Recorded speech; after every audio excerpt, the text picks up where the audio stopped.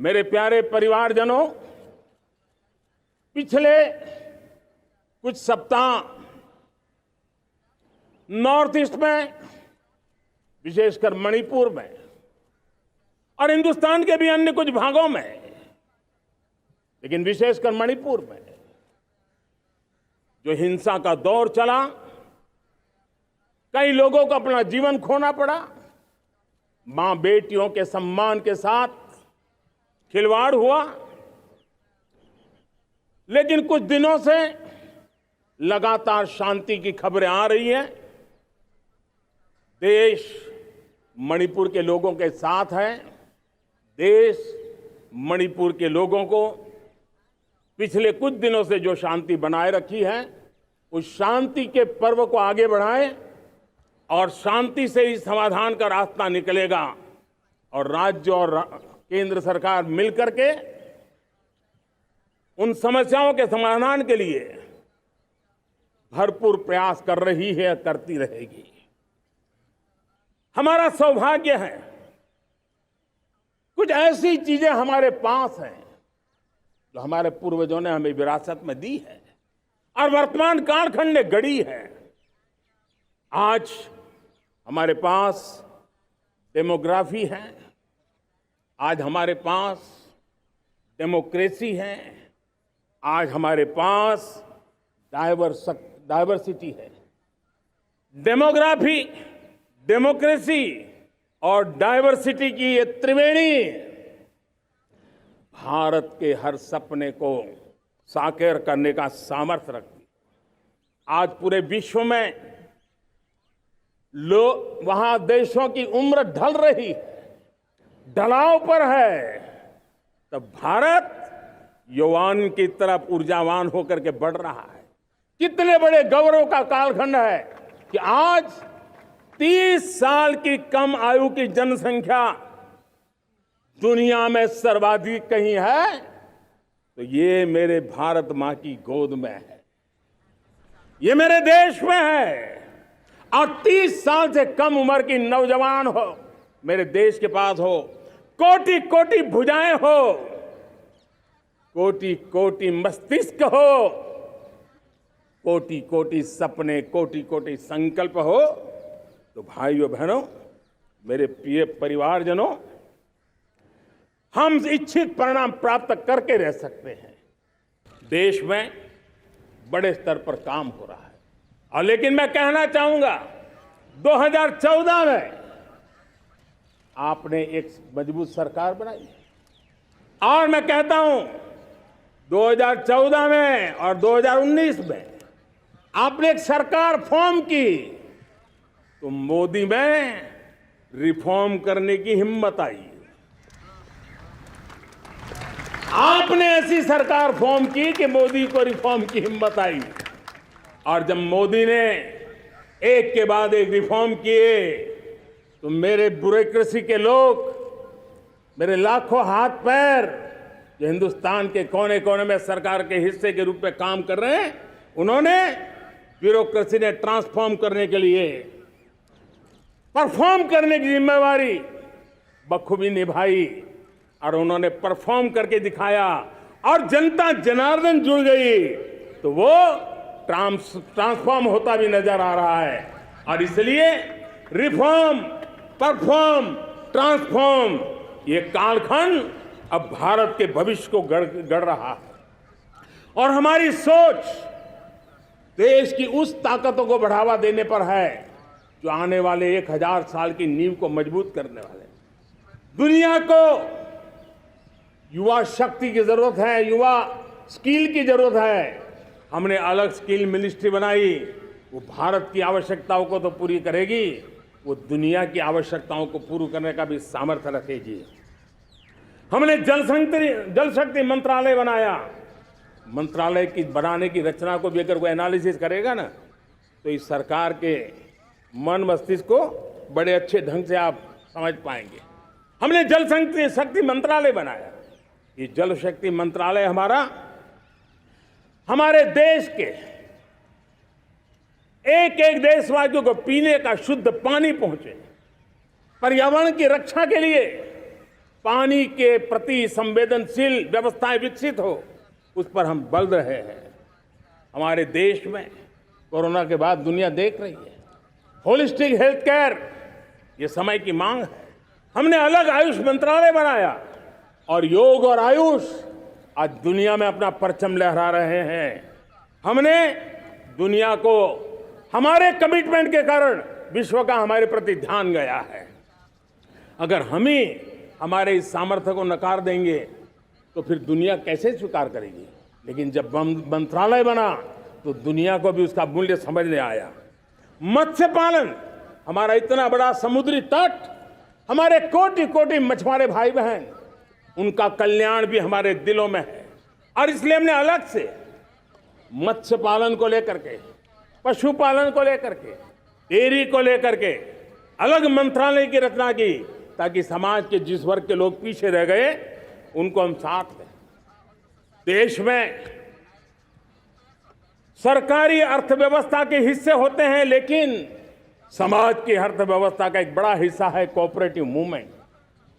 उसको बल देने के लिए, उसको आधुनिकता लाने के लिए और देश के कोने कोने में लोकतंत्र की एक सबसे बड़ी इकाई को मजबूत करने के लिए हमने अलग कोऑपरेटिव मंत्रालय बनाया और वो हमारी सहकारी संस्थाएं उसका जाल बिछा रहा है, ताकि गरीब से गरीब की वहां सुनवाई हो, उसकी आवश्यकताओं की पूर्ति हो और वो भी राष्ट्र के विकास की योगदान में एक छोटी इकाई का हिस्सा बनकर के उसमें वो योगदान दे रखें। हमने सहकार से समृद्धि का रास्ता अपनाया है।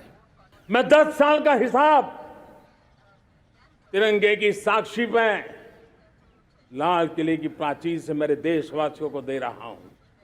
आंकड़े देख करके आपको लगेगा इतना बड़ा बदलाव, इतना बड़ा सामर्थ्य। 10 साल पहले राज्यों को 30 लाख करोड़ रुपए भारत सरकार की तरफ से जाते थे। पिछले 9 साल में यह आंकड़ा 100 लाख करोड़ पर पहुंचा है।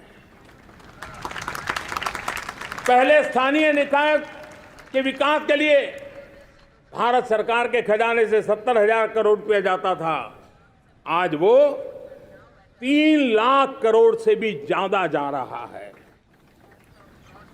पहले गरीबों के घर बनाने के लिए 90,000 करोड़ रुपया खर्च होता था, आज वो 4 गुना होकर के 4 लाख करोड़ से भी ज्यादा खर्च गरीबों के घर बनाने के लिए हो रहा है।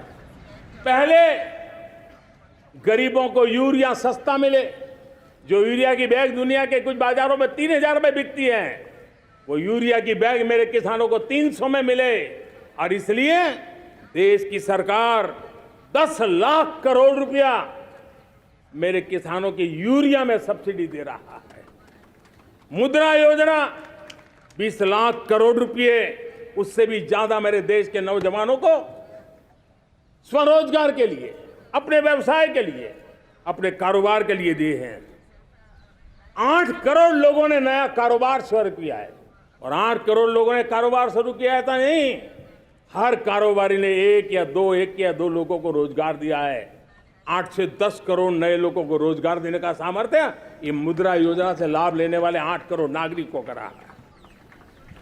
एमएसएमईज को करीब 3.5 लाख करोड़ रुपए की मदद से कोरोना के संकट में भी उनको डूबने नहीं दिया, मरने नहीं दिया, उनको एक ताकत दी है। 1 रैंक 1 पेंशन मेरे देश के सेना के जवानों का एक सम्मान का विषय था। 70,000 करोड़ रुपया भारत की तिजोरी से आज पहुंचा है, मेरे निवृत्त सेना के नायकों के जेब में, उनके परिवार में पहुंचा है। सभी कैटेगरी में, मैंने तो कुछ ही गिनाए, मैं ज्यादा समय लेना नहीं चाहता। हर कैटेगरी में पहले की तुलना में अनेक गुना धन देश के विकास के लिए, कोने कोने में रोजगार पैदा करने के लिए, पाई पाई का उपयोग भारत का भाग्य बदलने के लिए हो, और इसलिए हमने काम किया है। इस विश्वकर्मा जयंती पर हम करीब 13-15 हजार करोड़ रुपया से, जो परंपरागत कौशल्य से रहने वाले लोग, जो औजार से और अपने हाथ से काम करने वाला वर्ग है, ज्यादातर ओबीसी समुदाय से, हमारे सुथार हो, हमारे सोनार हो, हमारे राजमिस्त्री हो, हमारे कपड़े धोने वाले काम करने वाले लोग हो, हमारे बाल काटने वाले भाई बहन परिवार हो, ऐसे लोगों को एक नई ताकत देने के लिए हम आने वाले महीने में विश्वकर्मा जयंती पर विश्वकर्मा योजना लॉन्च करेंगे और करीब 13-15 हजार करोड़ से उसका प्रारंभ करेंगे। मेरे प्यारे परिवारजनों, विश्व कोरोना के बाद अभी तक उभर नहीं पाया है। युद्ध ने फिर एक नई मुसीबत पैदा की है। आज दुनिया महंगाई के संकट से जूझ रही है। पूरी दुनिया की अर्थव्यवस्था को महंगाई ने दबोच के रखा है।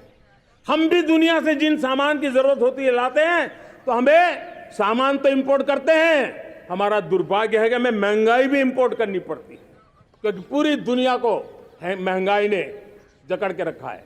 लेकिन मेरे प्यारे परिवारजनों, भारत ने महंगाई को नियंत्रित रखने के लिए भरसक प्रयास किए हैं।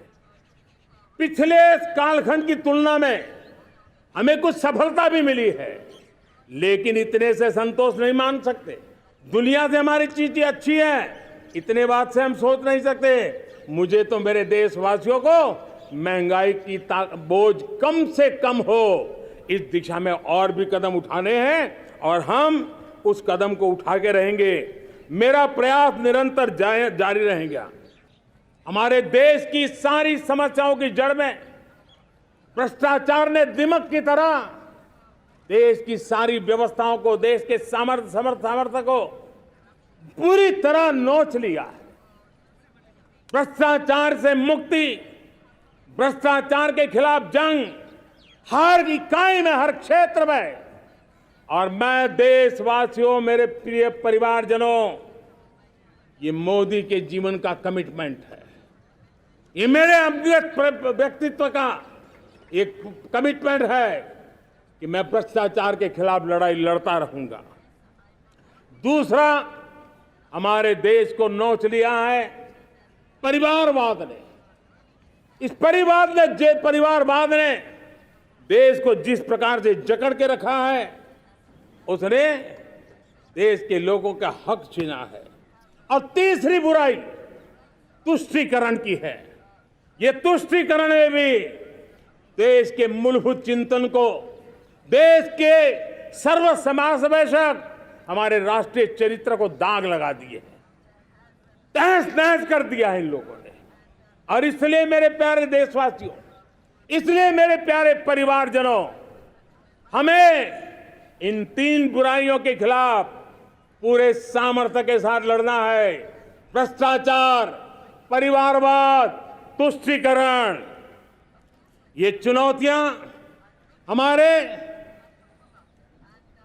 ये ऐसी चीजें पनपी है जो हमारे देश के लोगों का जो आकांक्षा है उसका दमन करती है। हमारे देश के कुछ लोगों के पास जो छोटा मोटा सामर्थ्य है उसका शोषण करती है। ये ऐसी चीजें हैं जो हमारे लोगों की आशा आकांक्षाओं को सवाल या निशान में गाड़ देती है। हमारे गरीब हो, हमारे दलित हो, हमारे पिछड़े हो, हमारे पसमानदा हो, हमारे आदिवासी भाई बहन हो, हमारी माताएं बहनें हो, हमने सबने उनके हकों के लिए इन तीन बुराइयों से मुक्ति पानी है। मेरे प्यारे प्रियजनों, आज जब मैं अमृतकाल में आपके साथ बात कर रहा हूं, ये अमृतकाल का पहला वर्ष है। ये अमृतकाल के पहले वर्ष पर जब मैं आपसे बात कर रहा हूं, तो मैं आपको पूरे विश्वास से कहना चाहता हूं, चलता चलाता काल चक्र, चलता चलाता काल चक्र, अमृत काल का भाल चक्र, चलता चलाता काल चक्र, अमृत काल का भाल चक्र। सबके सपने, सबके सपने, अपने सपने, सबके सपने, अपने सपने, पनपे सपने सारे, सबके सपने अपने सपने पन पे सपने सारे। धीर चले वीर चले, धीर चले वीर चले, चले युवा हमारे। धीर चले वीर चले, चले युवा हमारे। नीति सही, नीति सही, रीति नहीं। नीति सही, रीति नहीं। गति सही, गति सही, राह नहीं। गति सही, राह नहीं। चुनो चुनो चुनौती, चुनो चुनौती सीना तान। चुनो चुनौती सीना तान। जग में बढ़ाओ देश का नाम। चुनो चुनौती सीना तान, जग में बढ़ाओ देश का नाम। मेरे प्यारे परिवारजनों, हिंदुस्तान के कोने कोने में बैठे हुए मेरे परिवारजन, दुनिया के कोने कोने में जाकर के बसे हुए मेरे परिवारजन, आप सबको आजादी के पावन पर्व की फिर एक बार मैं बहुत बहुत शुभकामनाएं देता हूं। ये अमृत काल हम सबके लिए कर्तव्य काल है। ये अमृत काल हम सबको मां भारती के लिए कुछ कर गुजारने का काल है।